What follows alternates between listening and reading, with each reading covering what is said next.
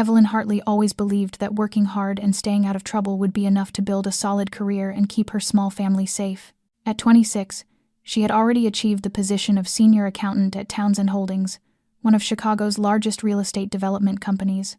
It was a remarkable accomplishment for someone who had lost both parents in a car accident at 16 and spent the next decade raising her younger sister Lily while working her way through college. What Evelyn didn't expect was that her dedication and sharp eye for detail would put her directly in the crosshairs of a dangerous man, and that her life would change forever on a freezing November night. It all started when Evelyn noticed inconsistencies in the financial reports.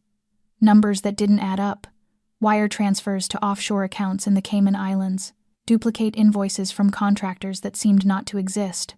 At first, she thought they were simple errors, perhaps glitches in the accounting software.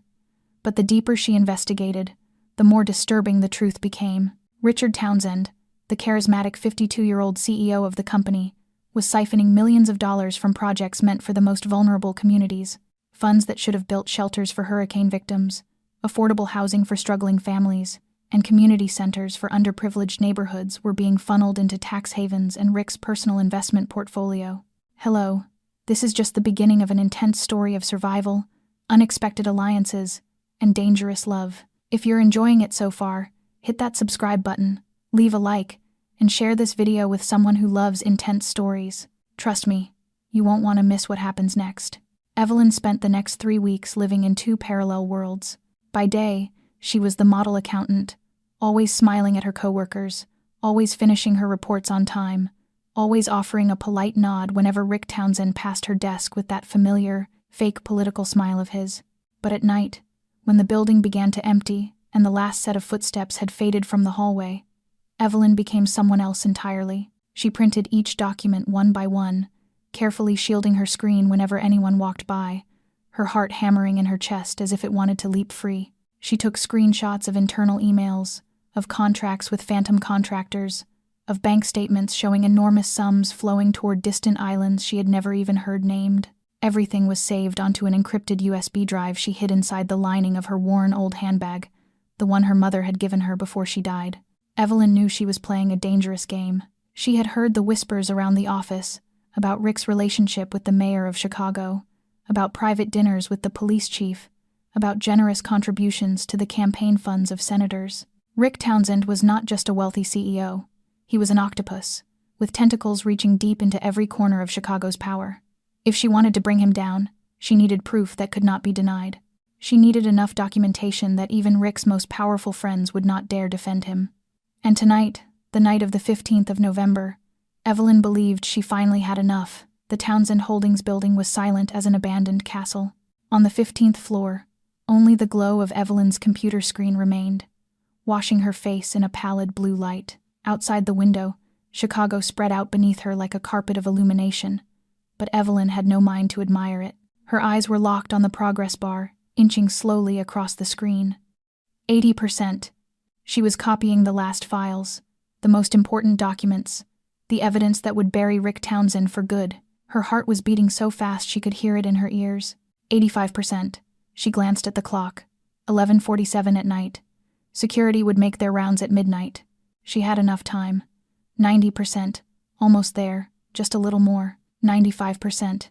Evelyn held her breath. And then she heard it. Footsteps on the marble corridor. Evelyn froze. No one should have been here at this hour. Not security, because it was not yet time for the patrol.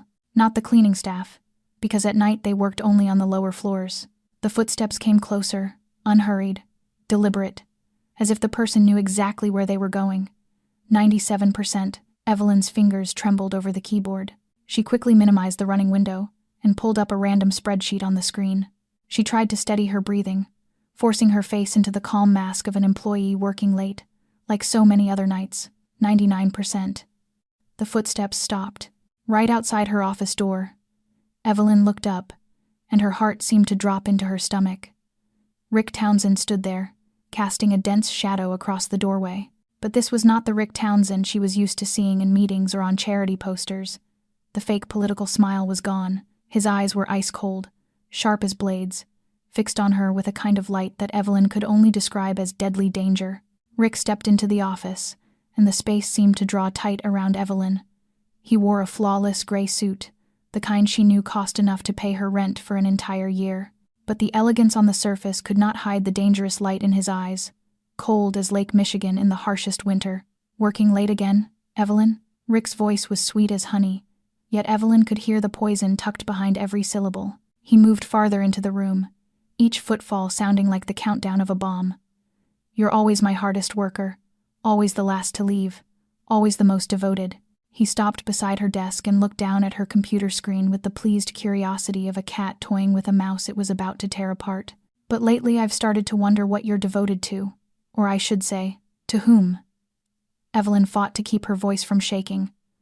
"I don't understand what you mean, Mr. Townsend. I'm just finishing the quarterly report." Rick laughed, a hollow sound with not a trace of warmth. He reached across her, and Evelyn had to use every ounce of strength not to flinch, to keep her hands steady on the keyboard. The hidden window surfaced, the progress bar already complete at 100%. "The quarterly report," Rick repeated, his tone thick with sarcasm. "You know, Evelyn, I have a very capable IT team. They've been monitoring every move you've made for the past 2 weeks, every file you copied, every screenshot you took, every email you sent to that anonymous account." The blood in Evelyn's body seemed to turn to ice. 2 weeks. They had known for 2 weeks. Everything she had done, every careful precaution, had meant nothing. "Did you really think you were smarter than me?" Rick folded his arms across his chest, tilting his head as if he were studying some strange insect. "An orphaned 26-year-old girl, thinking you can bring down an empire I've spent 30 years building?" Evelyn knew she should stay silent. She knew she should beg, she should cry, she should do anything to escape this moment. But when she thought of the children who would be left without roofs, the families with nowhere to shelter after storms, the communities that would keep sinking into poverty while Rick Townsend bought another yacht and another mansion, she could not keep quiet anymore. "You're stealing from the people who need help the most," Evelyn said, her voice trembling not from fear but from outrage. "That money was supposed to build homes for the homeless, schools for poor children. You're a thief, Mr. Townsend. A thief in an expensive suit." For an instant, Evelyn saw something flash in Rick's eyes. Surprise, perhaps. Or anger, but it vanished as quickly as it came, replaced by a smile so cold it made her skin crawl. "Let me teach you how the world really works." Rick snapped his fingers, and as if it were a signal, 2 enormous figures appeared in the doorway, sealing off Evelyn's only exit. The one in front was a man nearly 2 meters tall, with eyes as cold as dead fish, and a scar running from his temple down to his chin. Victor Kane, head of security at Townsend Holdings, the man who had always filled Evelyn with a restless unease whenever she stood too close to him. Now she understood why. "You know what I like most about idealists like you?" Rick went on, his voice as mild as if he were discussing the weather. "They always have a weakness. And your weakness, my dear Evelyn, is named Lily." Evelyn's heart missed a beat. "Your little sister at Northwestern, right? Dormitory C, room 412. Such a sweet girl. Brown hair, blue eyes, always walking back to her dorm alone after her late evening classes." Rick leaned closer, lowering his voice to a whisper. "It would be a shame if something happened to her, wouldn't it?" Evelyn wanted to scream, wanted to lunge forward and claw at that hateful face, but her body felt frozen in place. Lily, her baby sister, the child she had sworn to protect at any cost since the day their parents were gone. Rick smiled, clearly satisfied with her reaction. He gave a slight nod toward Victor, and the giant man began to move toward Evelyn, each heavy step like thunder warning that a storm was about to break. Evelyn tried to scream, but Victor's hand clamped over her mouth before a single sound could slip free. That hand was as big as a shovel, rough, reeking of cigarette smoke and metal. She thrashed wildly, trying to bite into his palm, kicking backward, clawing at anything she could reach, but it was useless. Victor held her as if she were nothing more than a rag doll, without the slightest effort. The other thug grabbed her legs when she kicked too hard, and between the two of them, Evelyn was completely helpless. They dragged her through the empty hallway, past dark offices that by day were packed with employees, past a fire stairwell she had never even noticed existed. Her knees slammed into the steps, sharp pain flaring, but they did not stop. Down 1 floor, 2 floors, 3 floors. Then a steel door burst open, and the cold air of the underground parking garage rushed into her lungs. Evelyn saw it before they threw her inside. A black van with windows tinted so dark they looked like solid shadow, the kind of vehicle she had only ever seen in movies about kidnappings and murders. It sat in the darkest corner of the garage, far from the security cameras, as if everything had been planned in advance. The rear doors swung open, and Evelyn was hurled into the darkness like a bag of trash. Her back hit the van's icy metal floor, pain knocking the breath out of her for several seconds. Before she could react, someone seized her arms, twisted them behind her, and she felt something cinch tight around her wrists. A plastic zip tie. It cut into her skin, burning, and she knew if she struggled more it would only tighten. Then darkness swallowed her whole as a thick cloth was pulled over her eyes and tied so tightly she could not see even the faintest sliver of light. The van started moving. Evelyn lay there on the cold floor, forcing herself to rein in her ragged breathing. She had to stay calm. She had to think. She listened hard, trying to memorize every sound so she could guess where they were taking her. Car horns, music spilling out of bars, the restless noise of the city at night. They were moving through downtown Chicago. She began counting in her head, trying to measure time. 1 minute, 2 minutes, 5 minutes. The noise started to thin. 10 minutes, 15 minutes. Almost complete silence now, nothing but the engine. Then the sound of pavement turned into the crunchy rasp of gravel beneath the tires. They had left the city. Evelyn tried to guess the direction and failed completely. The van turned too many times, sometimes seeming to loop back on itself, as if they wanted her to be utterly disoriented. And they succeeded. She no longer knew where she was. There was only the smell of motor oil, the stink of rusted metal, the sweat of the men who had taken her, and the smell of herself, the scent of pure terror. She did not know how much time passed before the van finally stopped. Half an hour? An hour? Time lost all meaning in the dark. The doors opened, and bitter cold rushed in, carrying the damp, rusty odor of neglect. They hauled her out, her feet touching down on filthy, freezing concrete. They shoved her forward, through what sounded like a metal door screeching on its hinges, into a wide space where each footstep echoed with a hollow ring. Then someone yanked the blindfold away. Evelyn blinked, struggling to adjust to the weak light from a few industrial bulbs. She was in an abandoned warehouse. The concrete walls were peeling, the windows shattered, cobwebs thick in the corners. The air was heavy with mildew and old machine oil. Somewhere outside, she could hear the distant run of a train. The industrial south side of Chicago, she guessed, where no one would hear her even if she screamed until her throat broke. Footsteps sounded behind her, and Evelyn turned.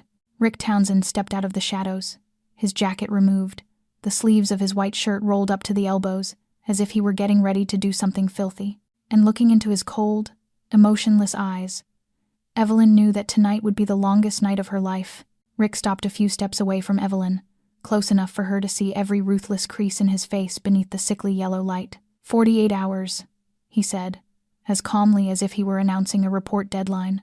I'll give you 48 hours to think about loyalty, about your choices, about consequences. He began to circle her, slow and measured, like a vulture weighing its prey. You know, I've looked into you pretty thoroughly, Evelyn. Into your little sister Lily. She's a sophomore majoring in English literature, right? Dormitory C, room 412. First class at 9 o'clock on Monday, Wednesday, Friday. She has a boyfriend named Jake, who likes to pick her up after class.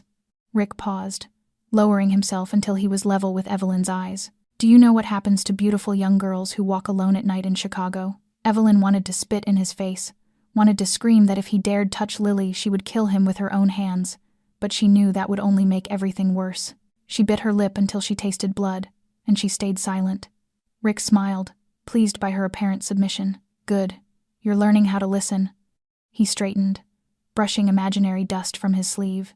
Oh, and before you start hoping someone will come to save you, let me tell you, all the evidence you collected has been wiped clean. Your USB drive is in my pocket. Your coworkers received an email from you this morning, saying you had to take emergency leave because of a family matter. No one is looking for you, Evelyn. No one.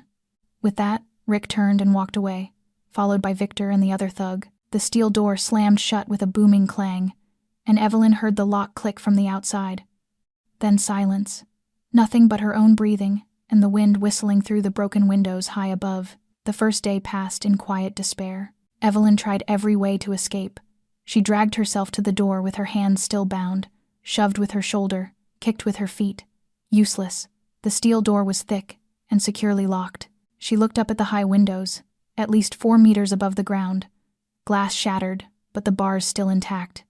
No way to reach them. She searched for anything that could serve as a weapon or cut the restraints, but the warehouse had been cleared out, leaving only dust and darkness. Around midday, one of the goons came in, tossed her a bottle of water and a dry piece of bread, as if feeding a dog, then left without saying a word. Evelyn forced herself to eat, even though she felt no hunger at all. She needed strength.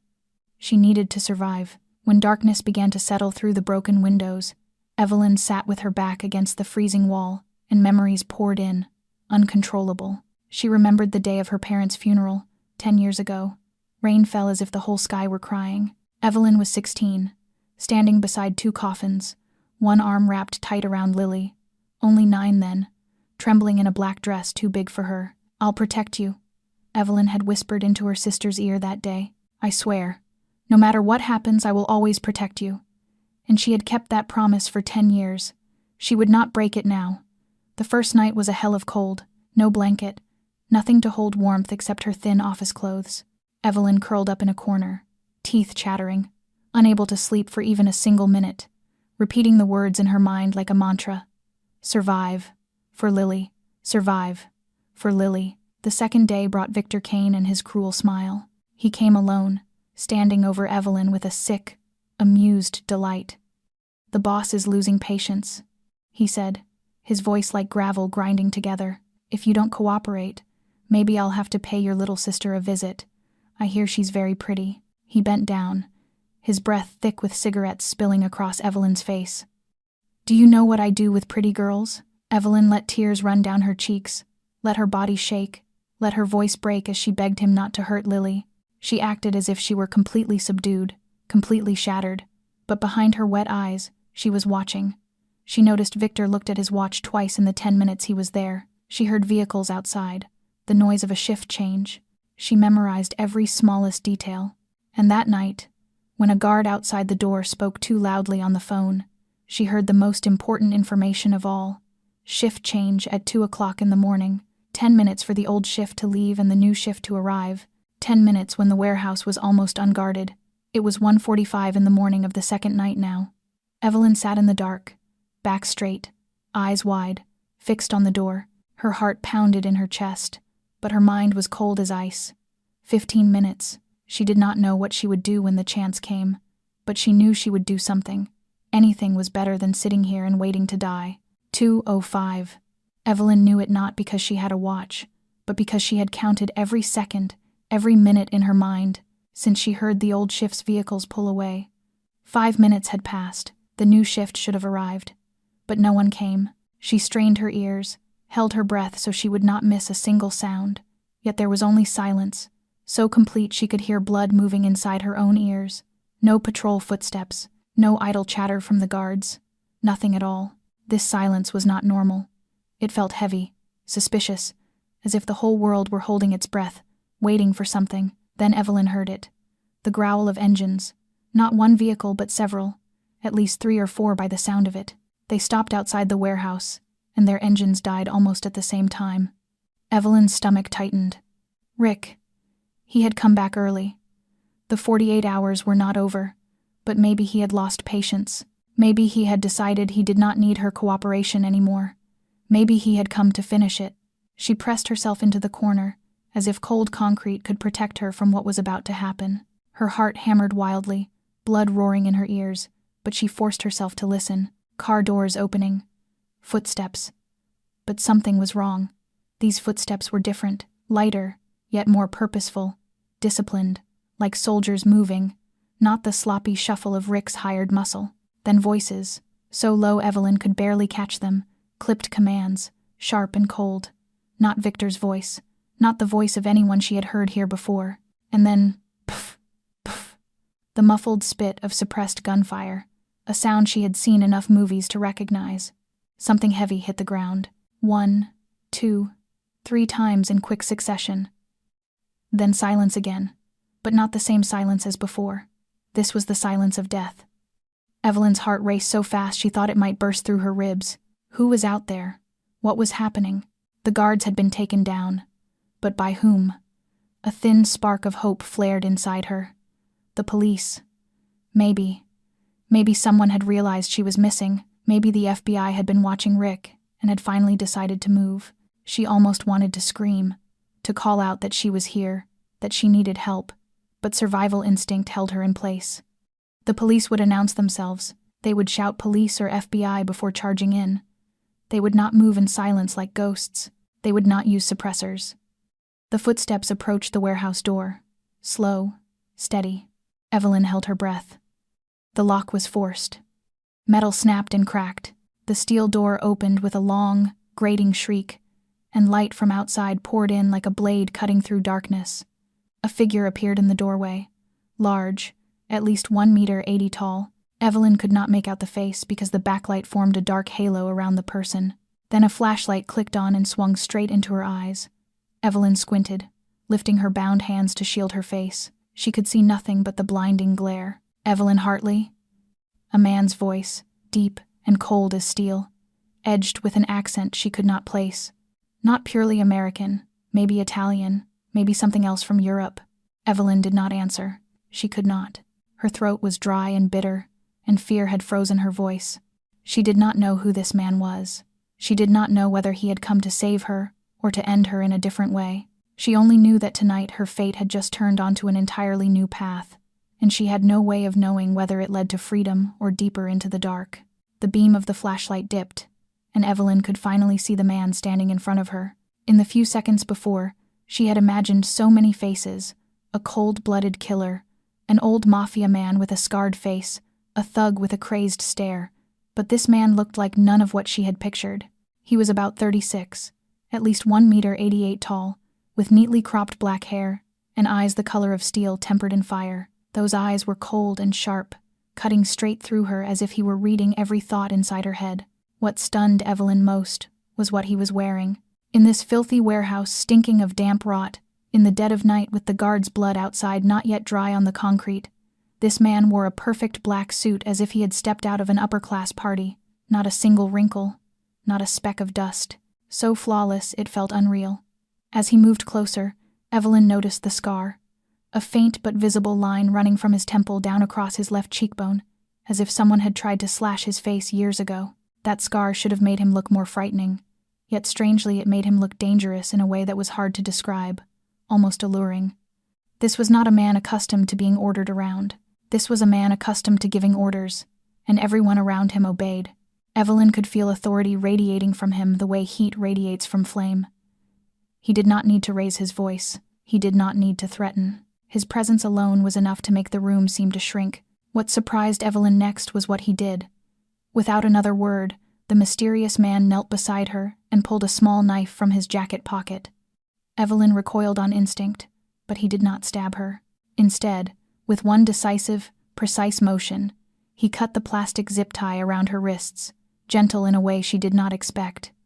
Careful not to hurt her any more than she already was, Evelyn looked down at her wrists, where red welts still marked the skin, and she did not know how to react. The man stood, removed his coat, and even in the dim light Evelyn could tell it was an expensive designer piece, soft cashmere, that her monthly paycheck could never afford. He draped it over her shoulders without asking, as if it were the most obvious thing in the world. Warmth spread through Evelyn's shivering body, along with a refined, costly masculine scent, utterly at odds with the warehouse's mildew stench. "Who are you?" Evelyn finally found her voice, though it came out hoarse and weak. "Why did you save me?" The man looked down at her, his gray eyes revealing nothing. "The question isn't why I saved you," he said, his voice low with the Italian accent Evelyn could now clearly hear. "The question is why Rick Townsend was stupid enough to touch someone connected to my work." Evelyn blinked, trying to process what she had just heard. "I'm not connected to anyone. I'm just an accountant." The man tilted his head, and for the briefest moment Evelyn could have sworn she saw something like amusement flicker across those cold eyes. "Now you are." He said it as if it were an unarguable fact, then turned and walked toward the door. "Follow me. We shouldn't stay here long." Evelyn wanted to protest, to demand answers, to understand what kind of madness was unfolding, but her legs rose on their own and carried her after the mysterious man, as if her body had decided that anywhere was better than remaining in this warehouse. When she stepped outside, Evelyn stopped short. 3 bodies lay on the ground, blood spreading into dark pools beneath the weak moonlight. Rick's guards, The men who had tossed bread at her like she was a dog, who had sneered while she shivered in the cold, who had threatened to do terrible things to her sister, now lay still with neat bullet holes centered in their foreheads. Evelyn should have felt fear. She should have been horrified by what she was seeing. But strangely, she felt nothing at all except a hollow emptiness. The man led her to a sleek black car waiting nearby, the rear door already opened by another man in a suit. Clearly a subordinate, he gestured for Evelyn to get in, and she obeyed, too exhausted and too confused to do anything else. When they were both inside and the sedan glided smoothly into the night, the man turned to her. "I'm Dominic Valenti," he said, his voice still cold but carrying something else Evelyn could not read. "And we need to talk about Richard Townsend." Valenti. The name rang through Evelyn's mind like an alarm bell. The Valenti family. She had heard that name before. Who in Chicago had not? The most powerful Italian mafia family in the city, the ones who controlled everything from gambling to construction, from the docks to the unions. And the man sitting beside her, the man who had killed 3 people without blinking, the man watching her with those ice-gray eyes, was their leader. Evelyn Hartley, an orphan 26-year-old accountant who had only wanted an ordinary life, had been rescued from the claws of one devil, only to fall straight into the arms of another, and she had no idea what this new devil intended to do with her. The car glided smoothly through Chicago's quiet nighttime streets, and Evelyn felt as though she were trapped inside a nightmare she could not wake from. She pressed herself against the door, as far from the man beside her as the tight space allowed, her heart pounding like it meant to break through her ribs. "You're Valenti?" Her voice trembled, so thin she barely recognized it as her own. "The Valenti family, the people." She could not finish the sentence. The people who ran Chicago's underworld, the people even the police treated carefully, the people whose name alone was enough to make strangers shiver. Dominic Valenti did not turn to look at her, his gray eyes fixed ahead as if he were thinking about something far beyond this conversation. "I lead the Valenti family," he confirmed, as casually as if he were talking about the weather. "And before you ask, yes, everything you've ever heard about us is probably true, at least most of it." Evelyn wanted to throw the door open and jump. She wanted to run, to scream, to do anything to escape this moment. But the car was moving at least 80 kilometers an hour on the highway, and she knew, even if she managed it, she would be dead before she hit the ground. "Why?" she asked, the word almost a whisper. "Why did you save me? I have nothing to do with you." Dominic finally looked at her, and in the streetlights sliding past, the scar on his face seemed deeper, more frightening. "Rick Townsend," he said slowly, as if tasting each word. "You think he was only siphoning money from community projects?" Evelyn stayed silent, waiting. "Rick Townsend has been working for me for 5 years, Dominic said, and each word landed like a hammer blow inside Evelyn's head. "He launders money for the Valenti family through Townsend Holdings construction projects, tens of millions of dollars every year. That's why his company grew so fast, why he could buy the mayor and the police chief. With my money." Evelyn felt as if the ground beneath her had vanished. Rick was not just corrupt, he was a mafia errand man. Everything she had known, everything she had believed about Townsend Holdings, had been nothing but the surface of something far darker. "But lately," Dominic continued, his voice dropping a few degrees colder, "Rick became greedy. He started skimming from me, thinking I was too busy to notice, thinking he was smart enough to cheat me." A thin smile appeared on Dominic's mouth, but it held no warmth. It was cold as a blade. "No one cheats me, Miss Hartley. No one. And then I showed up," Evelyn said slowly as the pieces began to lock into place in her mind. "And you watched my investigation." "Exactly." Dominic nodded once. "Rick's IT team wasn't the only one watching you. I have my own people in that company. When I discovered a small accountant quietly digging into exactly what I was looking for, I decided to wait and see." "My investigation was useful to you," Evelyn said, bitterness rising in her throat. "I confirmed what you suspected." "That's right." Dominic showed no remorse. "You did very well, Miss Hartley. Meticulous, careful, leaving no trace. If Rick hadn't had such strong internal monitoring, you might have succeeded."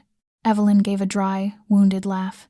"So I was just a piece on the board, a tool you used to deal with the man who betrayed you. You saved me because I was useful to you." She said it plainly now, no fear left, only a deep exhaustion. "Not entirely," Dominic replied. And for the first time Evelyn heard something else in his voice. Not coldness, perhaps respect. "I saved you because Rick crossed a line. He kidnapped an innocent civilian, threatened your family, meant to kill you simply because you tried to do the right thing. That is something I do not accept." Evelyn studied him, trying to read that face, but it was like stone, giving away nothing. "And what happens next?" Dominic said, his gray eyes holding hers. "Is your choice." Before Evelyn could ask what he meant, the car stopped. She looked out the window and saw a luxurious skyscraper, the kind she had only ever seen in architecture magazines. The door was opened by a man in a black suit, and Dominic stepped out first, then turned back and offered Evelyn his hand. "Welcome to your new home, Miss Hartley," he said, his voice still polite, but leaving no room for refusal. Evelyn stared at the hand held out to her, then up at the towering building, and she understood that whether she wanted it or not, her life had turned onto an entirely new road. She had escaped Rick Townsend's prison, only to step into Dominic Valenti's gilded cage, and she did not know which one was more dangerous. The penthouse sat on the highest floor of the tower, and when Evelyn stepped out of the private elevator, she had to pause for a breath. The apartment opened before her like another world, a world she had only ever seen in films about the ultra-rich. The ceiling soared overhead with expensive abstract paintings, the marble floors gleamed under soft golden light, and an entire wall of glass looked out over Chicago at night. The city stretched beneath her like a glittering carpet of lights, and Evelyn suddenly understood this was the view of people who lived at the top of the world, people like Dominic Valenti. Everything that followed felt like a dream. A private doctor appeared, examined the injuries on her wrists, bandaged them with careful hands, and wrote her a prescription for pain medication. A middle-aged woman with a kindly face led her to a bedroom larger than the apartment Evelyn rented, where new clothes waited in the closet, toiletries were arranged in the bathroom, and a hot meal was set on the table. Evelyn showered, changed, and ate for the first time in nearly 2 days. The food was so good she almost cried, but she did not allow herself to cry. Not yet. Hours later, as the sun began to rise over Chicago's horizon, there was a knock at the door. Dominic walked in, still in that perfect black suit, but with a different tie, as if he had never slept, or had somehow found time to change between killing men and coming here.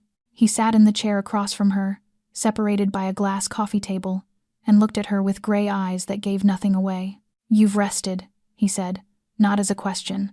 "Good. Now we need to talk about your future." Evelyn set her tea down, trying to keep her hand from shaking. "What future?" "You have 2 options," Dominic said, as calmly as if he were reading a restaurant menu. "Option 1. I give you a new identity, a new passport, a new history, a new life. You disappear from Chicago, from America if you want. You never come back. Rick Townsend will never find you." Evelyn swallowed hard. "And Lily? Your sister can come with you, or not. That is your choice." "Option 2? Dominic leaned forward, and his gray eyes sharpened. "You stay, and you help me bring down Rick Townsend." Evelyn's heartbeat quickened. "Work with the Mafia?" "Work with a common enemy," Dominic corrected. "You have evidence of Rick stealing from community projects. I have evidence of him laundering money. Separately, both are dangerous, but not enough. Together, they can bury Rick Townsend forever." "How?" Evelyn asked, suspicion threading her voice. "Through the law," Dominic said, and there was something almost ironic in his tone. "I have people in the FBI, in the prosecutor's office. With your evidence and mine combined, Rick goes to prison. No blood spilled, no bullets flying, everything legal and clean." Evelyn watched him, trying to read what lived behind those steel-colored eyes. "You're a Mafia boss. Why do this legally? Why not just kill Rick the way you killed those guards last night?" "Because killing Rick would create chaos," Dominic answered without hesitation. "He has too many connections, too many people who would ask questions. But if he goes to prison for financial crimes, he's just another corrupt CEO punished by the system. Clean, neat, no one looks in my direction." Evelyn understood. This was not about justice. This was about removing a traitor without dirtying his hands. She was simply a convenient tool. And even knowing that, she could not deny this might be the only chance Rick ever paid the price. "If I agree," she said slowly, "I have one condition." Dominic lifted an eyebrow, clearly not used to being given conditions. "Rick goes to prison, not to the grave. I want him alive, alive in a cell, living with the humiliation of being exposed to the public. I don't want blood on my hands, not even indirectly." A silence stretched between them. Dominic studied her with a look she could not decipher. Perhaps curiosity, perhaps respect, perhaps only calculation. Then he nodded. Agreed. That's it? No argument?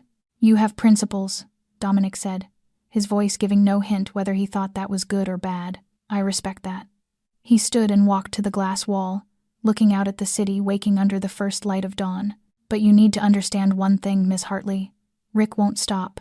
He will look for you, and if he can't find you, he will look for your sister. Evelyn went rigid. Lily is at Northwestern, dormitory C, room 412, Dominic said, not turning back. She is safe, for now, but as long as Rick is free, he remains a threat. The only way to protect Lily permanently is to put Rick behind bars. It was not a threat. Evelyn could hear that in his voice. It was truth, cold and ruthless, but still truth. She looked down at her hands, the red marks from the restraints still bright on her wrists. She thought of Lily, of her smile, of the promise Evelyn had sworn 10 years ago beside their parents' graves. Then she lifted her head and looked straight at the back of the man standing by the window. I agree.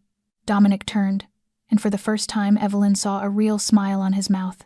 Small, almost imperceptible, but real. Welcome to the Alliance, Miss Hartley. Evelyn did not smile back. She had shaken hands with the devil to destroy another devil. She only hoped she would not be burned in the process. A week passed inside Dominic Valenti's penthouse, and Evelyn began to realize that everything she had ever believed about the Mafia was wrong, or at least not entirely true. She had imagined men with guns hanging at their hips, secret meetings in dim rooms thick with smoke, conversations about drugs and murder, but reality looked nothing like that. The people coming and going through the penthouse each day were not hard-faced gangsters. They were attorneys in three-piece suits, businessmen carrying expensive leather cases, and now and then faces Evelyn recognized from local political news. Dominic received them in his office with the door always closed. Yet when she happened to pass by, she could hear his voice, calm and authoritative, like a chief executive running a multinational corporation rather than a criminal empire. What surprised Evelyn most was the way Dominic treated the people who worked for him. There was no shouting, no threats. When a servant dropped a tray of tea, the young woman shook like she was about to cry. But Dominic only looked at her and said evenly, "It's all right. Clean it up and be more careful next time." That was all. The girl nearly collapsed with relief, and Evelyn found herself wondering what the woman's previous employer must have been like if a normal response could make her feel grateful to that extent. On the fourth day, Evelyn stumbled upon the library. It was a wide room lined with shelves that rose to the ceiling, holding thousands of books she could see at a glance. She walked along the aisles, fingertips gliding over spines, and she was stunned by what she found. Ancient Greek philosophy, Roman history, modern economics, Russian literature, Italian poetry. This was not the collection of an uneducated killer.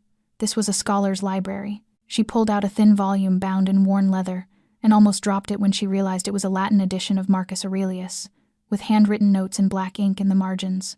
Notes in Latin. "You like Aurelius?" Evelyn startled and turned. Dominic stood in the doorway, one shoulder against the frame, gray eyes watching her with a quiet, mild curiosity. "I can't read Latin," she admitted, sliding the book back into place. "But you can. My father believed a powerful man needs to understand history so he doesn't repeat other people's mistakes," Dominic replied, his voice giving nothing away. "He hired tutors to teach me Latin, Greek, and ancient history from the time I was 7. He said nothing more, only turned and walked away, leaving Evelyn standing there with more questions than answers. On the 5th night, when Evelyn could not sleep and wandered through the darkened penthouse, she heard a piano. The sound was gentle, mournful, drifting through the hallway like the whisper of a lonely soul. She followed it and stopped at a doorway, and there she saw Dominic seated at a grand piano, moonlight from the window washing his face as his fingers moved across the keys. Beethoven's Moonlight Sonata. She stood there, not daring to breathe, not daring to move, only listening. And in that music she heard what Dominic never allowed to show on his face: sorrow, loneliness, a pain so deep he kept it hidden behind steel.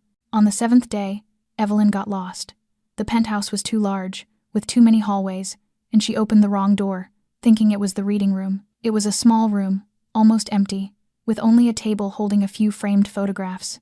Evelyn stepped inside, curiosity drawing her forward, and she looked at the pictures. A beautiful woman with black hair and warm eyes, a smile gentle as spring sunlight. A boy of about 10, bright-faced, grinning wide beside a younger Dominic, maybe in his early 20s, no scar on his face yet, looking at the boy with a tenderness Evelyn had never once seen on him. "My mother and my little brother." Evelyn spun around, heart stuttering. Dominic stood in the doorway, his face blank, but his eyes, as he looked at the photographs, held a grief Evelyn could feel as if it were her own. "They're gone," he said, his voice low and distant. Then he turned and walked away, offering no explanation, giving her no chance to ask. But Evelyn did not need one. She looked back at the photographs, at the woman's smile and the child's joy, and she understood.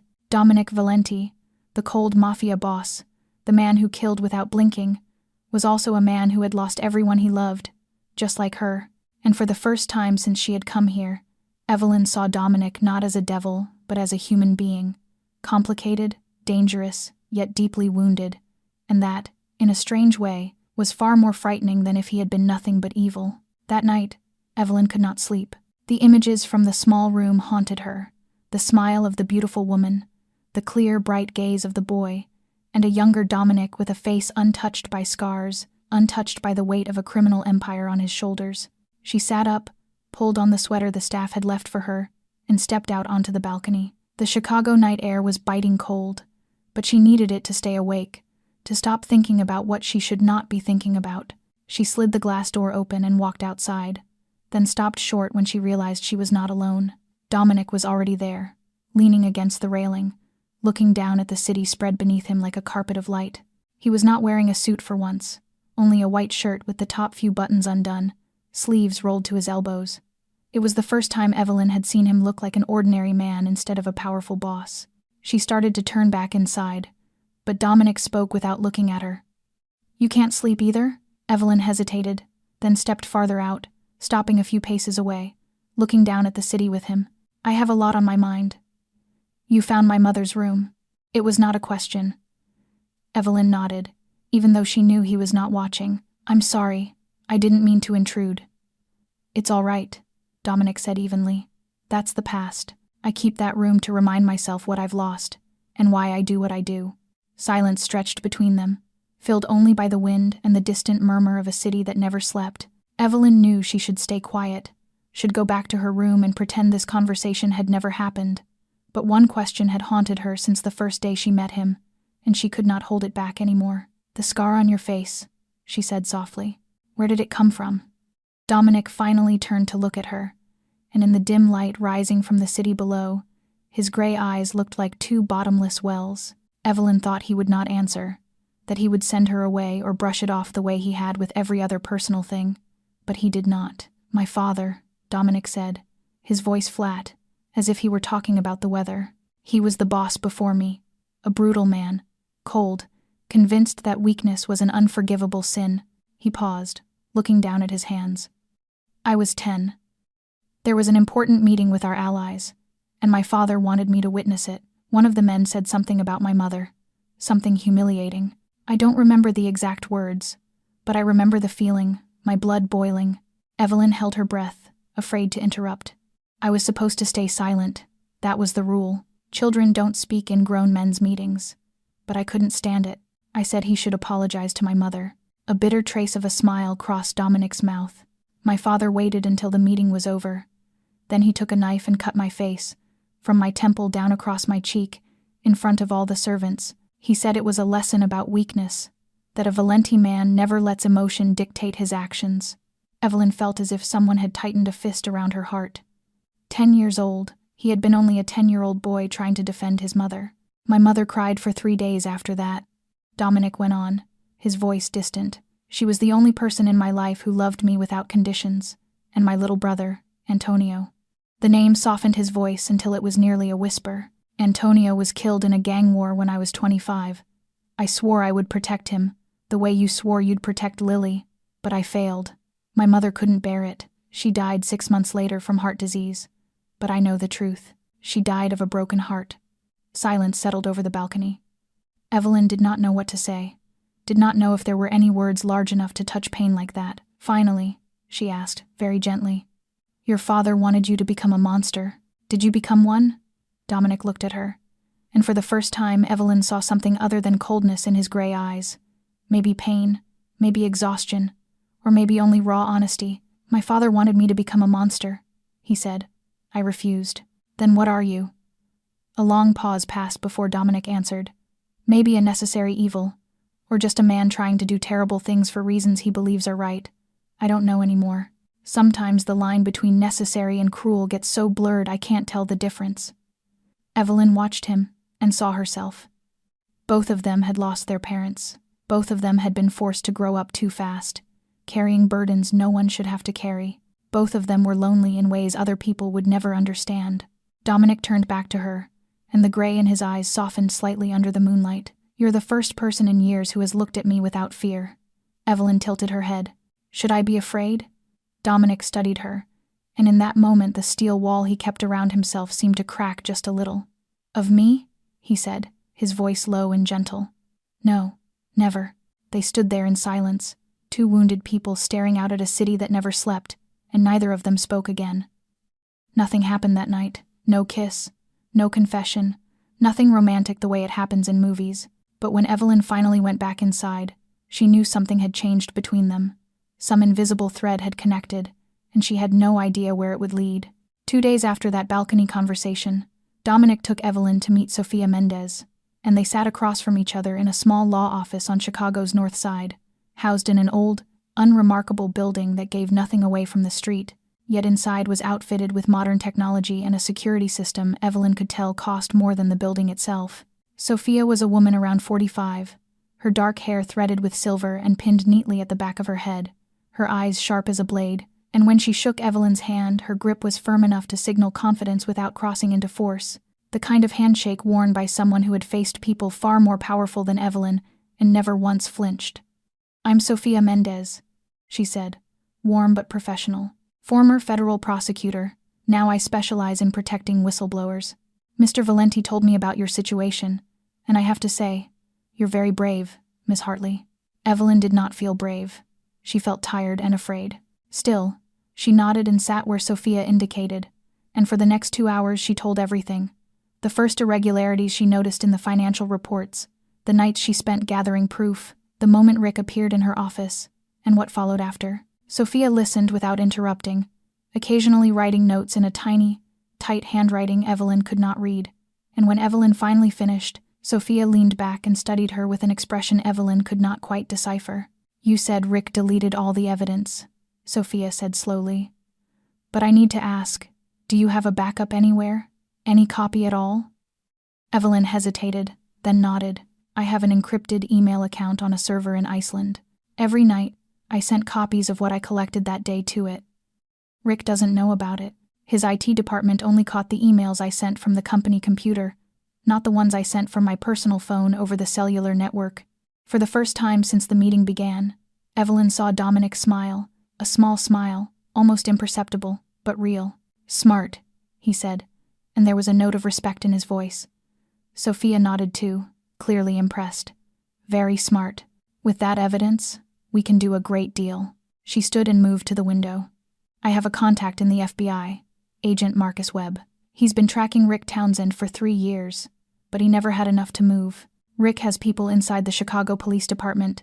Every local investigation leaks before it can go anywhere." She turned back to Evelyn.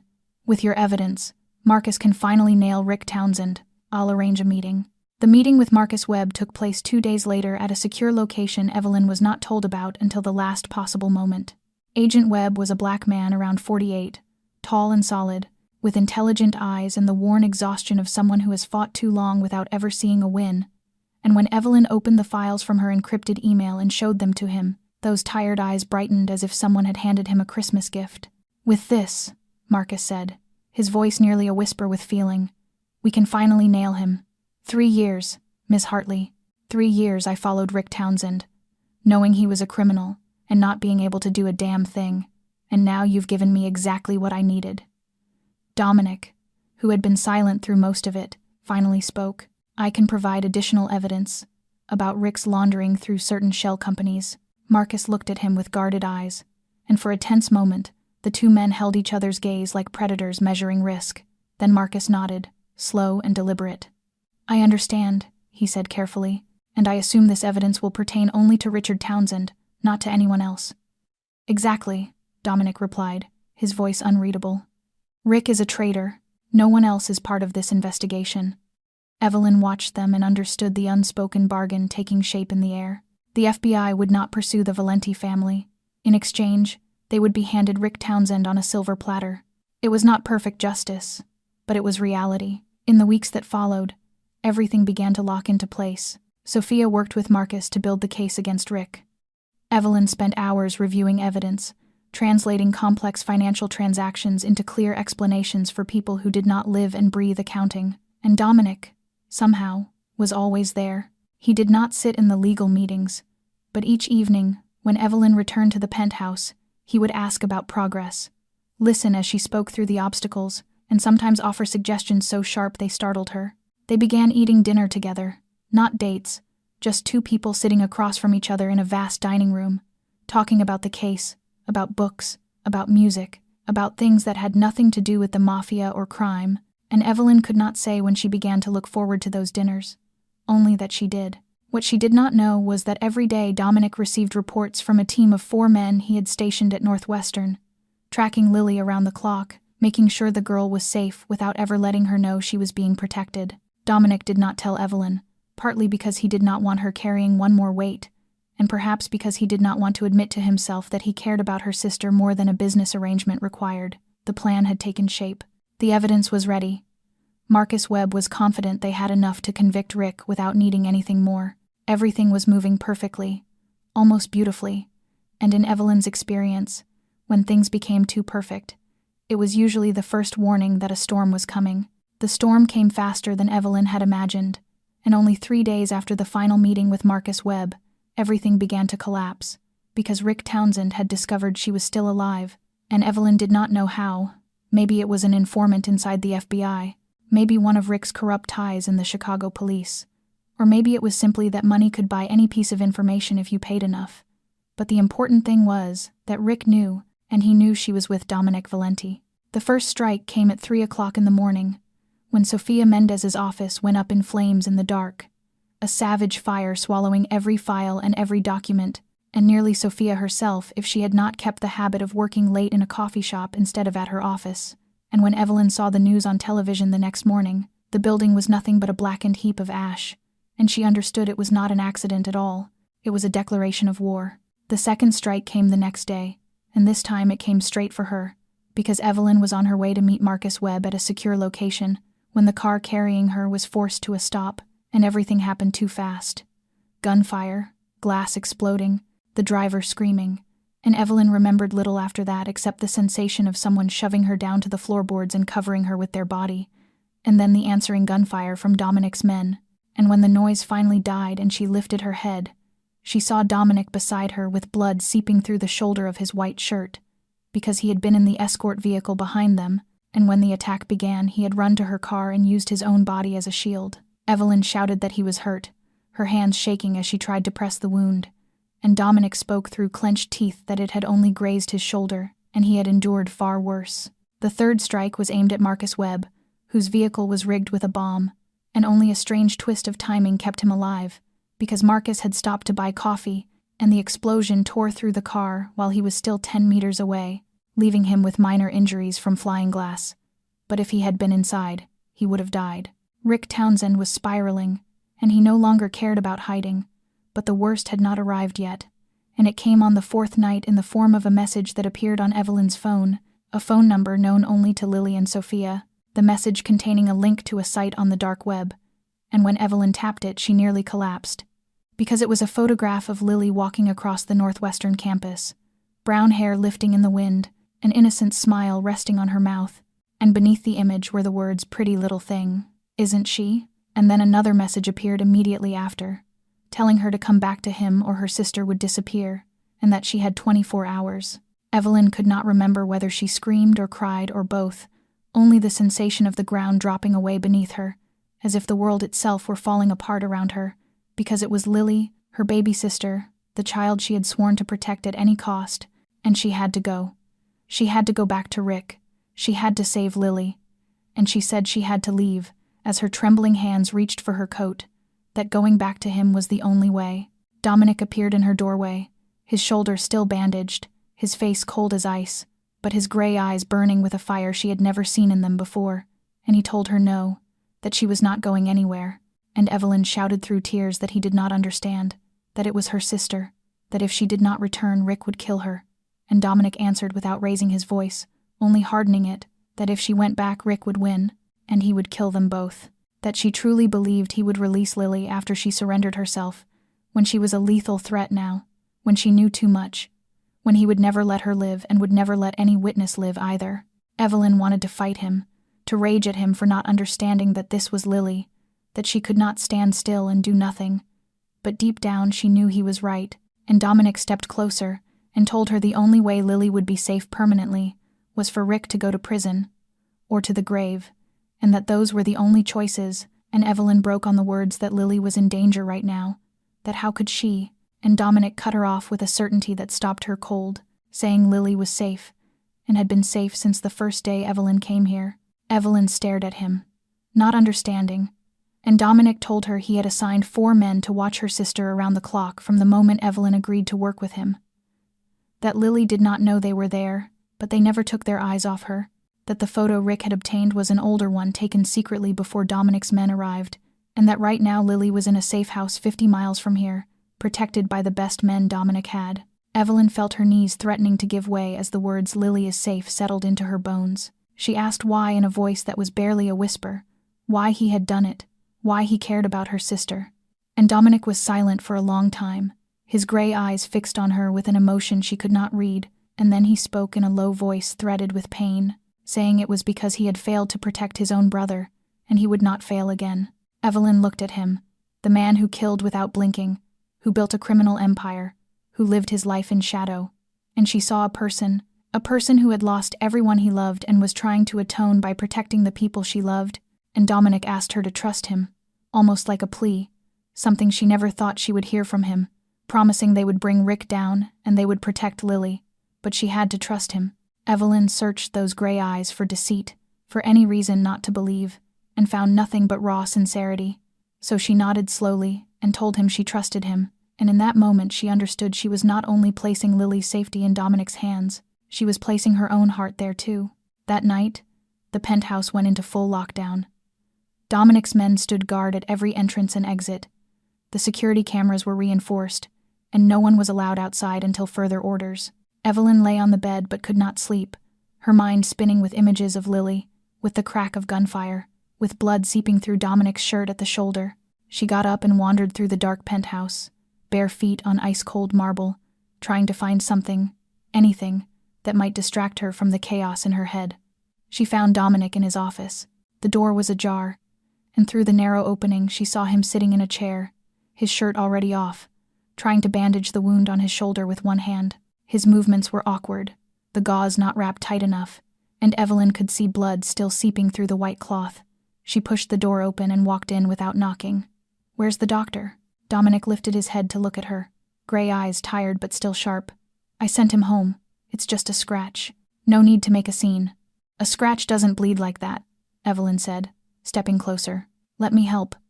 Dominic opened his mouth to object, but Evelyn was already seated beside him, gently taking the roll of bandage from his hand. She did not give him the chance to refuse. She began to unwind the old dressing, careful not to touch the wound. The bullet had grazed his shoulder, deep enough to bleed heavily but not enough to do serious damage. Evelyn cleaned the blood away with antiseptic-soaked gauze, and she felt the muscle under her hands tighten when the sting hit the raw flesh.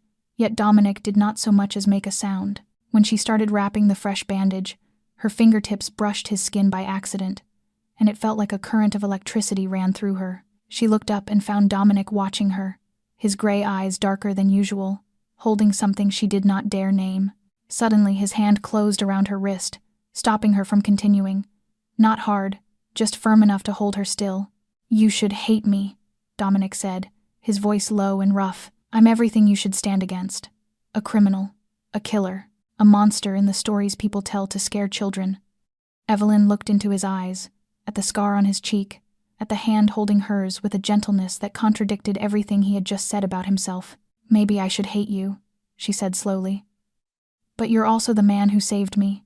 You protected my sister when you had no obligation to. You used your body to shield me from bullets." She stopped and drew a deep breath. How can I hate someone like that? Dominic closed his eyes for a moment, as if her words hurt him more than the wound in his shoulder. "When this is over," he said, almost a whisper, "you should leave, build a normal life. Forget me." "What if I don't want to forget?" Evelyn asked, and she was startled by the courage in her own voice. Dominic opened his eyes and looked at her with an expression she had never seen on him before. Then his hand released her wrist and, instead, rose to her face. Lightly, tenderly, so soft she almost could not feel it, as if she were made of glass, and he was afraid she would shatter if he used even a little too much force.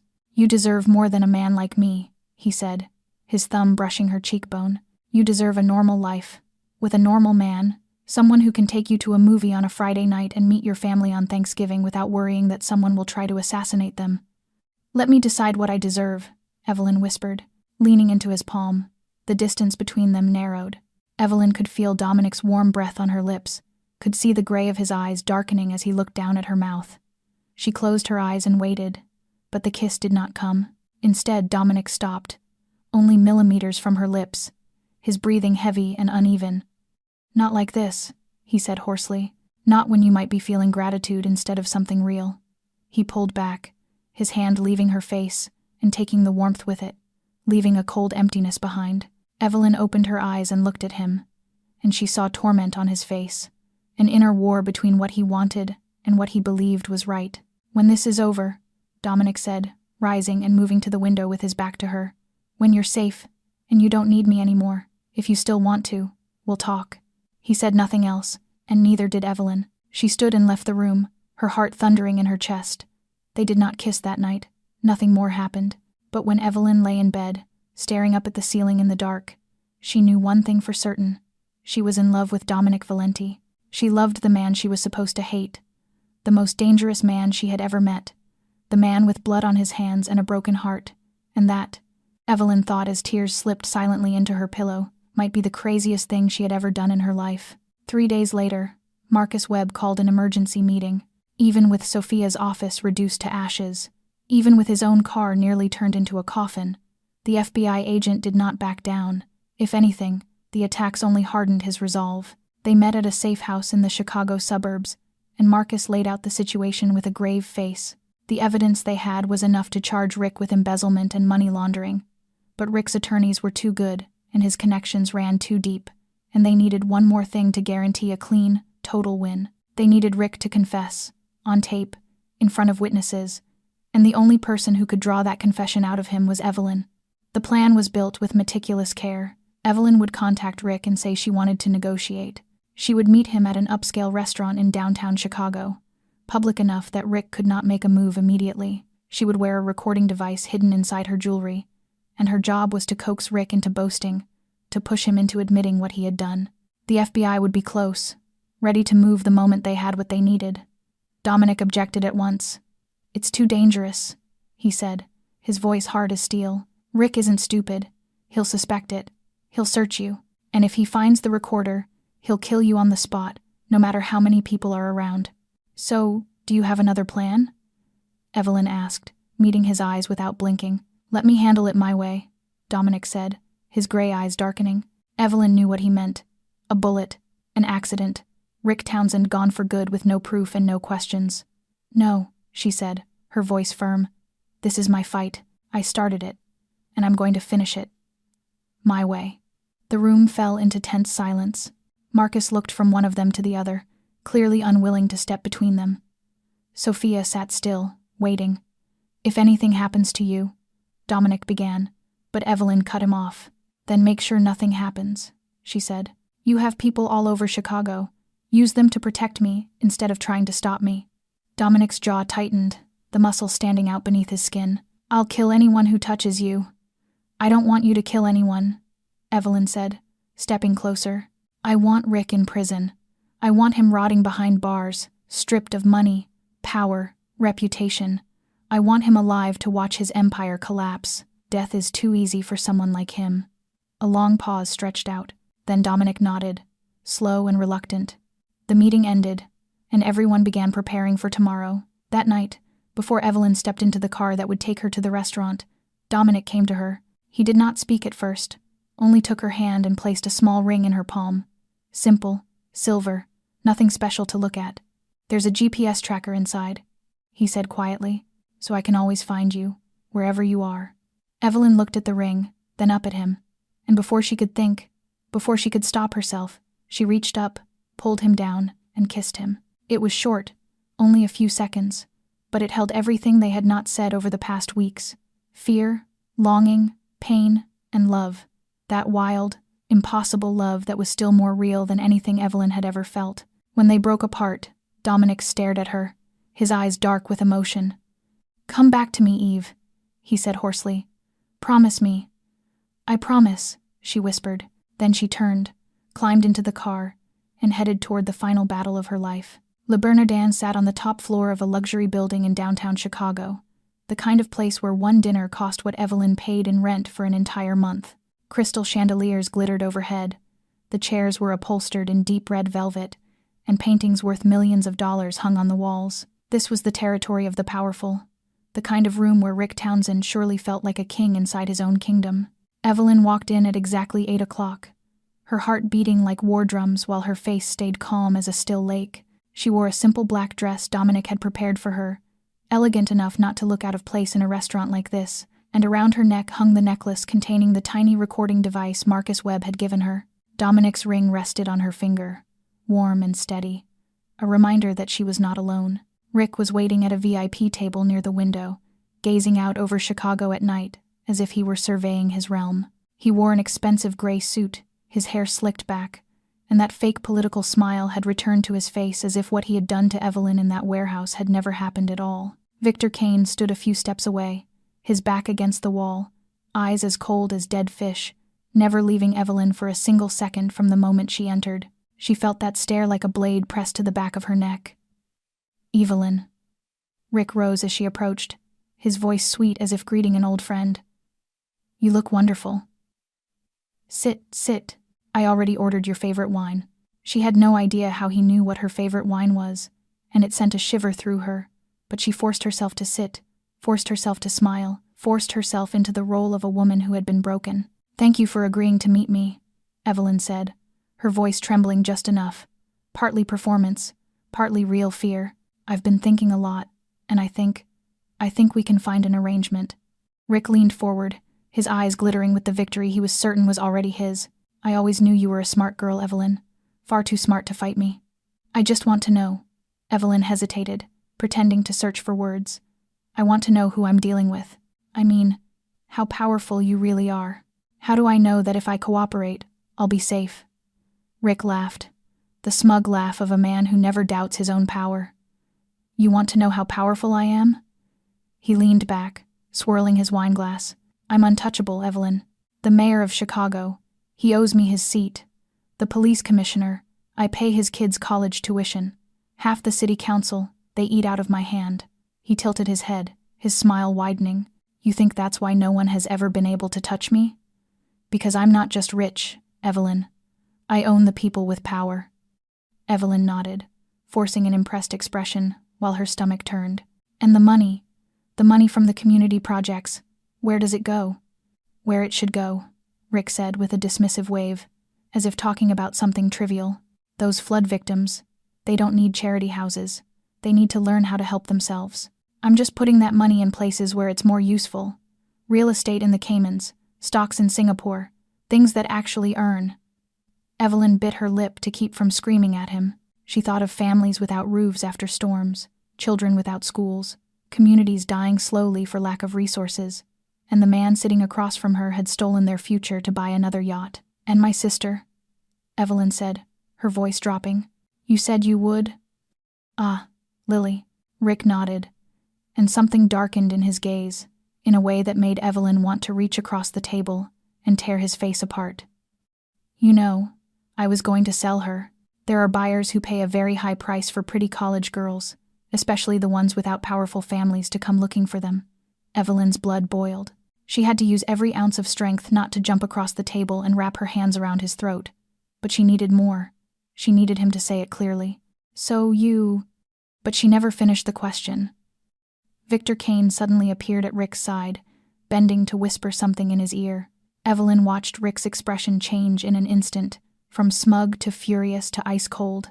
"Nice try, Evelyn," Rick said, and his voice was no longer sweet, only raw cruelty. "You really think I wouldn't have this restaurant swept before you arrived?" Victor placed a small object on the table, the recording device from her necklace. Evelyn's heart dropped into her stomach. "I'll give you this. You've got guts," Rick said as he stood, calmly buttoning his vest. "But you're also stupid, and now you're going to pay for that stupidity." He nodded toward Victor. "Take her out the back. We're leaving." Evelyn tried to shout, tried to fight, but Victor's massive hand clamped around her arm, pressing something hard into her side that she knew was a gun. He smiled, cruel and pleased. "Make a sound, and this bullet goes through your spine before anyone even turns their head." Evelyn looked around in desperation as Victor dragged her toward the back, through the busy kitchen, where no one dared look up, through a steel door that opened onto a dark alley behind the building. The FBI was out at the front of the restaurant, hundreds of meters away. They would not make it in time. No one would. Victor dragged Evelyn through the steel door and into the dark alley behind the restaurant, the Chicago night air knifing into her face, yet she could barely feel it because fear was tightening around her throat like a fist. And a black SUV was already waiting, its engine rumbling in the shadows as Victor shoved her into the back seat with brutal force that sent her head cracking against the door frame. And before she could even gather herself, Rick slid in beside her while Victor lunged into the driver's seat, and the SUV shot forward like a bullet. Somewhere behind them, Evelyn heard shouting, the bark of FBI radios, other engines roaring to life. Marcus Webb realizing something had gone wrong, but they were out front, hundreds of meters away from the rear alley. Too far, too late, and Rick screamed at Victor to drive, his face flushed with rage as Victor slammed the accelerator, and the SUV tore through Chicago at a mad speed, streetlights smearing into long streaks outside the window, horns blaring as they ran red lights, nearly clipped a taxi, and whipped around a corner so hard Evelyn was thrown sideways, and Rick turned on her with eyes wild as a cornered animal, spitting that she had ruined everything he had built, 30 years, demanding to know who she thought she was to stand against him, and then his hand struck her, hard enough to snap her head aside and leave her ear ringing. But Evelyn did not cry, and she did not beg, and when she turned back, she spat straight into Rick's face and told him, her voice shaking yet defiant, that she was the one who would put him in prison. And Rick wiped his cheek, and for a heartbeat Evelyn thought he would kill her right there in the back seat of a vehicle flying at 120 kilometers an hour, but before he could move, Victor shouted from the front that they had a tail, 2 FBI vehicles behind them, and Evelyn twisted to look through the rear glass and saw the blue and red lights flashing through the night. The FBI closing in, yet there was something else too, a black car without police lights running alongside them in the left lane. And Evelyn recognized it at once, Dominic's Bentley, and Victor yelled again that there was another car, not the FBI, Valenti, while Rick cursed and looked left and ordered Victor to go faster, to lose them. But Chicago streets were not a racetrack, traffic lights and cars and pedestrians turning into obstacles in a chase that had become pure insanity, and Dominic gave them no room to breathe as the Bentley surged forward and slammed into the SUV's side, forcing them right. Victor losing control for a second as the SUV fishtailed, smashed through a barrier, and shot into a narrow alley. Victor screaming for them to move, but at the end of the alley was a brick wall, and he hit the brakes, tires shrieking, yet momentum was too great, and the SUV slammed into the wall with a sickening crash, glass exploding, metal folding. Evelyn thrown forward so hard her head struck the front seat, the world spinning for several seconds before it steadied, and she felt blood running from her forehead, but she was alive. And then the door beside her was yanked open, and Victor, his face smeared with blood from a cut on his brow, hauled her out, locking an arm around her throat and pressing a gun to her temple, shouting for everyone not to move. And Evelyn saw they were surrounded. On one side, FBI vehicles had arrived, and Marcus Webb and other agents crouched behind their cars with weapons trained on them. And on the other, Dominic's men were there too, men in black suits holding their guns with cold professional stillness, while Rick crawled out of the crumpled wreck, his face bloody, and one leg looking broken. And even then he was rabid, screaming at Victor to kill her now. And Victor tightened his grip on Evelyn's neck, the barrel cold and unforgiving against her skin, as he screamed that if anyone took another step, she would die. And then Evelyn saw him. Dominic stepping out from behind the Bentley, terrifyingly calm in the chaos, not running, not shouting, simply walking with the confidence of a man who had faced death too many times to blink, a pistol in his hand and those steel-gray eyes locked on Victor Kane. And Dominic told him, his voice ice-cold and steady, that he had 3 seconds to let her go, and then he began to count. 1, 2. Dominic kept counting, his voice steady, his gray eyes locked on Victor like the gaze of a hunting animal waiting for the perfect moment to strike.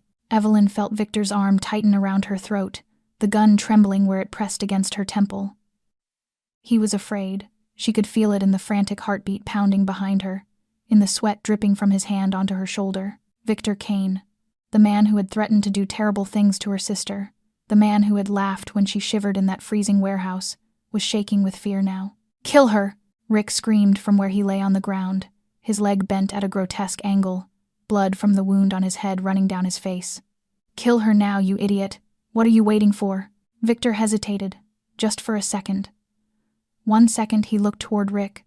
1 second his finger loosened on the trigger. 1 second when Evelyn felt uncertainty ripple through his body, and 1 second was all Dominic needed. The gunshot cracked through the alley. Evelyn felt the arm around her neck go slack, heard Victor's scream of pain explode in her ear. His gun clattered to the ground with a sharp metallic ring. Victor fell backward, both hands clutching a shoulder that was spurting blood, his face twisting in agony. Evelyn did not think. She just ran toward Dominic, ran toward the arms opening for her, ran toward the only man in the world she trusted completely in that moment. She crashed into him, and he held her hard, as if she would vanish if he let go. The FBI surged in immediately. Marcus Webb led the team, swarming Victor as he groaned on the pavement, snapping cuffs onto him even as he bled. Rick's other men were taken down too, none of them daring to fight with FBI weapons on one side and Dominic's men on the other. But when Evelyn lifted her head from Dominic's chest, she saw Rick trying to crawl away, with a broken leg and blood streaming over his face. He was still dragging himself toward the end of the alley, where darkness might swallow him, where there might be one last thin chance to escape. Dominic released Evelyn and moved toward Rick, slow, deliberate, step by step, like an angel of death walking toward a guilty soul. He stopped beside Rick and looked down at the man at his feet with eyes cold as ice. Rick lifted his head, his face contorted with pain and terror. "We can make a deal," he rasped in desperation. "I have money, millions. I have information. I know secrets that could help you." Dominic said nothing. He only raised his pistol, the muzzle pointing straight at the center of Rick's forehead. Wait," Rick begged, tears mixing with blood on his face. "You can't kill me. The FBI is here. They'll arrest you." "You think I care?" Dominic said, his voice so cold Evelyn felt as if the temperature in the alley had dropped 10 degrees. "You touched what's mine. You threatened her sister. You made her cry." His finger tightened on the trigger. "I promised her I wouldn't kill you, but some promises are worth breaking." "Dominic," Evelyn shouted, running toward him. "Don't." Dominic did not turn, but he did not fire either. His finger stayed tense on the trigger, the gun still trained on Rick's forehead. The moment stretched, endless. The FBI stood frozen, none of them daring to intervene. Dominic's men stood still too, waiting for their boss, and Rick lay there trembling, urine spreading beneath him as he stared at the death hovering inches away. "Please," Evelyn said, softer now, stopping just behind Dominic. "Don't do this. Not for him. For you. For us." Dominic still did not look back, but Evelyn saw his shoulders sink a fraction, saw his finger slowly ease off the trigger. Then he lowered the gun. "For you," he said, his voice low and tired. "Only for you." He turned his back on Rick, walked to Evelyn, and gave Marcus Webb a single nod. "He's yours." The FBI moved at once, cuffing Rick and hauling him up despite his screams of pain from the broken leg. Evelyn did not look. She did not need to. Instead, she stepped into Dominic's arms, pressed her face to his chest, and for the first time in weeks she let herself cry. He held her tight, one hand stroking her hair, while around them red and blue lights flashed, radios crackled, voices shouted, and the chaos of an operation coming to an end filled the night. Yet inside Dominic's arms, Evelyn felt peace. She had survived. Rick Townsend had been arrested, and the man she loved had not become a killer for her. That was all that mattered in this moment. 3 months later, The trial of Richard Townsend officially began at the United States Federal Court in Chicago, and it felt as if the entire city was holding its breath as it watched. The media swarmed like vultures scenting a carcass, cameras flashing without rest, and Evelyn Hartley's name appeared on every front page beneath a nickname she never asked for and could not escape: the whistleblower who brought down an empire.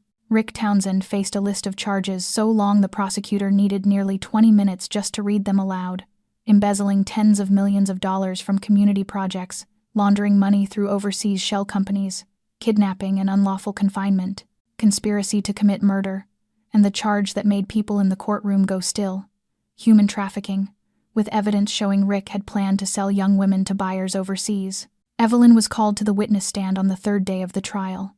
She walked up with her head held high, no longer the trembling girl in a freezing warehouse 3 months earlier. She told everything: the first irregularities she found in the financial reports, the night Rick appeared in her office, the 48 hours of hell in the warehouse, and finally the fateful night at Le Bernardin.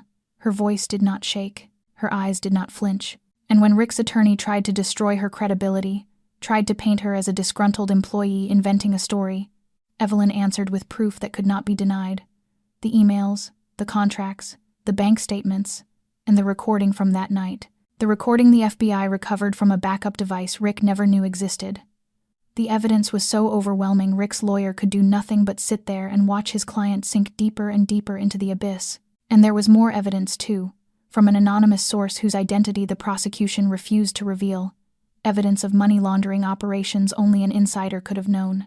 Evelyn knew exactly who that source was. She simply did not say it. After 2 weeks of testimony, the jury needed only 4 hours to return a verdict: guilty, on every count. Richard Townsend was sentenced to 45 years in prison with no possibility of parole. Victor Kane received 25. And the wave of investigations that followed swept up a long line of corrupt officials Rick had bought over the years, from the police commissioner to members of the city council. As for Dominic Valenti, no charges were filed. The FBI stated that evidence of the Valenti family's involvement was not sufficient to prosecute. Evelyn knew that was a lie. She knew it was part of the unspoken bargain, the price of Dominic handing them the evidence that buried Rick. Part of her felt the injustice of it, that it was not true justice when one criminal was spared to catch another, but the other part of her, the part that had come to love Dominic Valenti against every shred of reason, felt only relief. When Rick was led out of the courtroom in handcuffs, he paused for a single second and turned his head to stare at Evelyn. His eyes burned with pure hatred, the kind that would never die until his final breath. But Evelyn was not afraid anymore. She met that stare with calm, with the gaze of someone who had walked through hell and come back stronger. Then she turned away, stepped out of the courtroom, and never looked back. "It's over," she whispered to herself as she passed through the courthouse doors, the Chicago spring sunlight greeting her like a promise of a new beginning. And at the bottom of the steps, amid reporters and onlookers, Evelyn saw a familiar face. Lily stood there, brown hair lifting in the wind, eyes shining with happy tears, arms wide open, waiting for her sister. Evelyn ran down the steps and threw herself into Lily's embrace, holding her as if afraid this was only a dream and she might wake at any second. "I missed you so much," Lily sobbed against her shoulder. "I know," Evelyn whispered, tears sliding down her own cheeks. "I missed you too. But everything is all right now. We're safe now." And for the first time in many long months, it was not a lie. 1 week after the trial, Evelyn returned to the penthouse one last time. She knew it the moment Dominic's message arrived, short and cold as always, yet carrying a low note she had learned to recognize. "We need to talk." Those 4 words were enough for her to understand what was coming. Dominic was standing by the glass wall when she walked in, staring out at Chicago stretched beneath the sunset the way he had so many times before. But there was something different in the way he held himself today, a deep weariness he was no longer trying to hide. "You're free now," Dominic said without turning, his voice calm but distant. "You can have a normal life now, a good life. No one will threaten you or Lily anymore."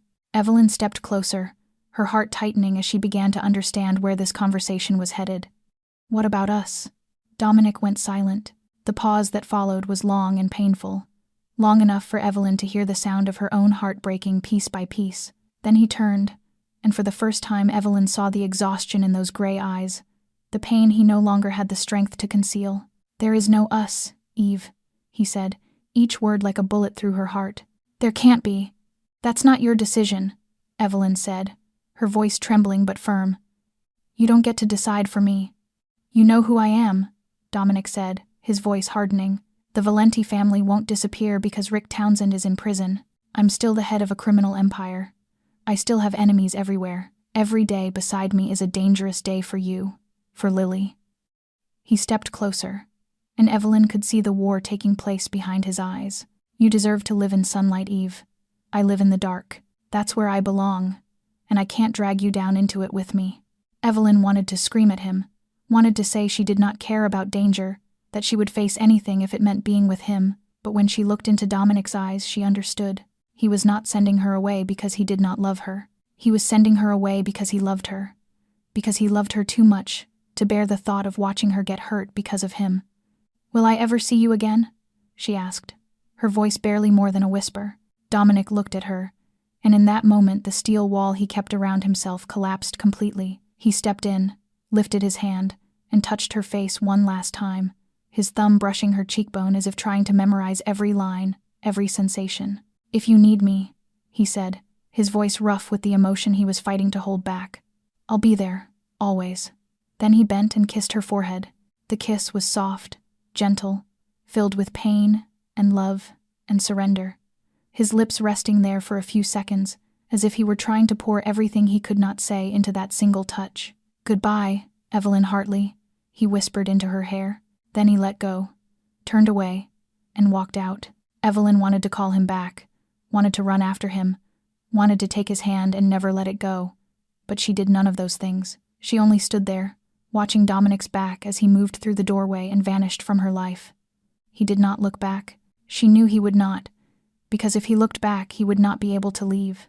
Evelyn stood alone in the vast penthouse, the sunset staining everything around her, the color of blood. Tears slid silently down her cheeks, and she did not bother to wipe them away. She understood now. Love does not always mean staying. Sometimes love means letting go so the person you love can be safe, can be happy, can live in the light they deserve. Dominic loved her in the only way he knew how, by letting her go.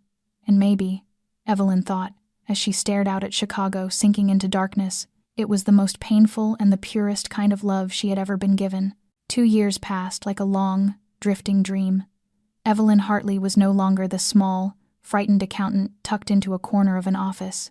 She had become the founder and chief executive officer of the Hartley Foundation, a non-profit organization dedicated to protecting whistleblowers across the United States. Her office sat in a modest building in downtown Chicago, not far from the place where her life had changed forever 2 years earlier. Lily had graduated with highest honors and now worked beside her sister, leading communications and community outreach. The Hartley sisters, 2 orphans who once had nothing but each other, had built a refuge for people facing injustice the way they once had. Evelyn's book, telling the journey from an ordinary accountant to the whistleblower who brought down a corrupt empire, became a bestseller for 6 consecutive months. She was invited to speak at conferences, interviewed on television, and this spring she received the Courage in Journalism Award from the American Journalists Association. But for Evelyn, the most important things were not fame or awards. The most important things were the phone calls, like the one she received that afternoon, a young woman's voice trembling on the other end. Ms. Hartley? My name is Rachel. I'm 24, an accountant at a real estate company in Boston. I read your book, and I don't know what to do. I found out my boss is stealing from the employees' pension fund, but he has connections with powerful people, and I'm scared that if I speak up, I'll lose everything. Can you help me? Evelyn closed her eyes, and for a heartbeat she was back in that winter night 2 years ago, alone on the 15th floor, her heart racing as the progress bar crawled across her screen. She remembered the loneliness and the raw fear that had almost swallowed her. You're not alone, Rachel, Evelyn said, her voice warm and steady. I'll help you, step by step. We're going to get through this together. When she hung up, Lily came in with a cup of hot tea and a look that carried meaning. Another one? Another one, Evelyn said, nodding as she accepted the cup. Hey, have you seen the news? Lily asked, her voice careful. Rick Townsend died last night. Heart attack. In prison. Evelyn paused, the tea halfway to her lips. She waited for some emotion to arrive. Joy, satisfaction, even sadness. But nothing came. Only a calm emptiness, like closing the last chapter of a book she had finished long ago. A chapter closed, she said softly, and took a sip. That evening, Evelyn stayed late to finish paperwork. Lily had gone home, and the building was nearly empty when Evelyn locked up and stepped outside. The Chicago autumn air was cool, yellow leaves drifting across the sidewalk, and the streetlights cast everything in a warm gold that looked almost painted. Evelyn was searching her bag for her car keys when she saw it. A familiar black car parked at the curb, the kind of car she had not seen in 2 years but had never forgotten. Her heart missed a beat. Then the door opened, and Dominic Valenti stepped out. He looked different, not different in a bad way, different in a way Evelyn had never expected. His shoulders no longer carried that invisible weight she used to see. His gray eyes were no longer cold as steel. They were warmer, gentler. Even the scar on his face seemed faded, or maybe it was simply no longer the first thing she saw. 2 years, Dominic said, his voice low and familiar the way she remembered, but softer too. I figured that was enough time to change everything. Change what?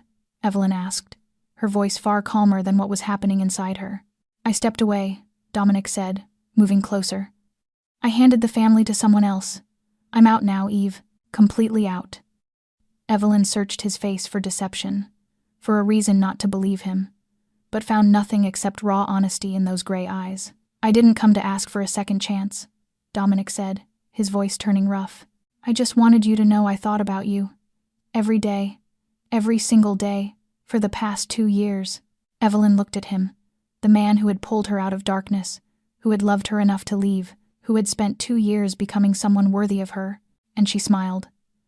There's a coffee shop on the corner, she said. They're open until 10.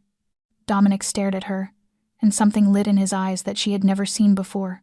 Hope. Is that an invitation? It's a beginning.